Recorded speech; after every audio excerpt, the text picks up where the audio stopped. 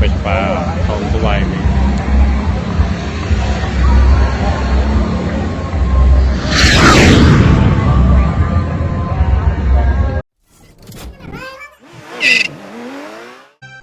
Bismillahirrahmanirrahim. Assalamualaikum warahmatullahi wabarakatuh. Sobat teman-teman pastinya kenal sepeda motor Vespa. Kendaraan bergaya retro ini sejak pertama kali diperkenalkan hingga sekarang bentuk dan desainnya tidak banyak berubah. Hal ini yang menjadi unik dibandingkan dengan merek sepeda motor lainnya. Dari bentuknya yang unik, tentunya kemunculan brand Vespa tersebut ternyata muncul dari hal yang unik pula. Wow, seperti apa ya awal terbentuknya? Begini ceritanya. Tapi sebelum lanjut, jangan lupa ya, kamu subscribe dulu ya channelnya agar tidak ketinggalan info-info lainnya. Tonton sampai selesai agar kamu tidak salah paham, tidak gagal paham, dan dapat info terbaru. Vespa merupakan motor skuter ikonik milik Piaggio. Bacanya gimana nih ya? Mungkin ada pemirsa yang bisa membetulkan. Piaggio Group asal Italia. Sebelum nama Piaggio dan Vespa muncul dengan motor skutiknya, ternyata perusahaan ini sudah malang melintang di berbagai bidang yang akhirnya hingga saat ini fokus pada bidang otomotif. Dikutip dari situs resminya ya, nama Piaggio mulai berkibar sebagai perusahaan pada 1884. Piaggio merintis usahanya dari kawasan Sestri Ponente, Genova. Nah, Genova ya. Kamu ingat apa kalau kota Genova ini? Ingat jam ya. Oke, lanjut. Piaggio mengawali bisnisnya dengan memproduksi mesin perkayuan. Dimotori Rinaldo Piaggio muda yang penuh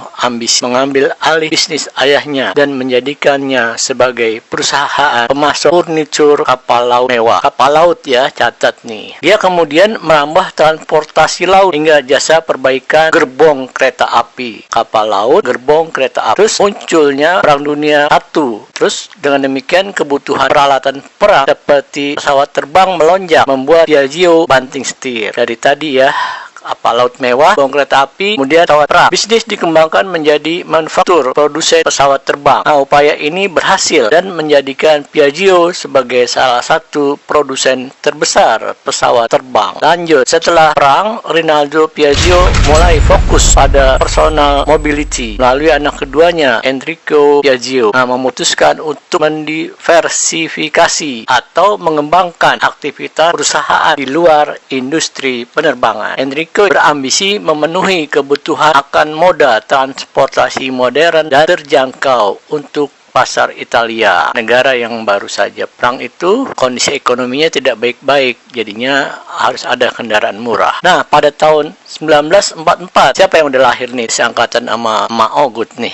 Enrico Piaggio mulai merancang sebuah kendaraan yang memungkinkan setiap orang untuk bepergian sendiri. Touring nih, wah keren. Percobaan pertama adalah skuter yang dirancang oleh desainer Renzo Molti dengan sebutan MP Moto Piaggio. Model tersebut mengalami pengembangan yang dimulai dari MP1 hingga MP5, MP5 yang dijuluki Paperino atau mirip Donald Duck. You know Donald Duck? Ya, paman Donald ya. Lanjut lagi ya, karena bentuk yang aneh, Enrico Piaggio tidak puas terhadap desain prototip tersebut. Dia meminta Corradino de Ascanio, nama-nama Italia ini, untuk mendesain ulang Paperino. Maka pada tahun 1945 prototip MP6, MP6 dengan segala macam inovasi turunan mulai dibuat. Setahun kemudian rancangan desain berhasil dibuat dan ditunjukkan ke Enrico Piaggio.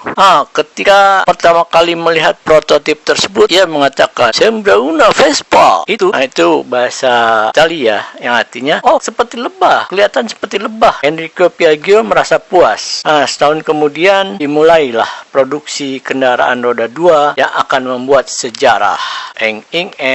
Yaitu Vespa 98, Vespa 98. Selain bentuk dan suaranya yang mirip lebah, apalagi yang kamu sukai dari Vespa? Ada lagi keunikannya. Persneling ada di mana coba? Stang kiri atau stang kanan?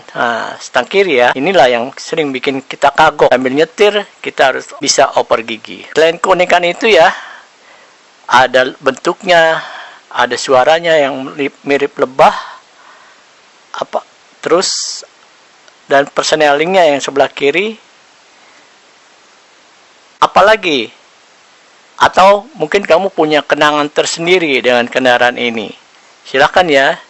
Ramaikan di kolom komentar.